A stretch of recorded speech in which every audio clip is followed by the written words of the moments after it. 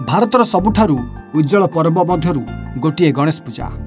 यह पर्व प्रति मास भाद्र मास चतुर्थी पालन कराए एवं जहाँ सारा देश में भक्ति एवं उत्साह सहित पालन कर जे बाधा दूरकारी एवं नूतन आरंभर देवता भाव में जनाशुना रंगीन शोभायात्रा मूर्ति स्थापन एवं हृदय स्पर्शी प्रार्थना द्वारा चिन्हित ए पर्व विशेषकर छात्र छात्री मानक पई साधारणतः भारतीय पर्वपर्वाणी अटे एवं परिवार को और सांग साथी मानकु आनंद रे एक करे।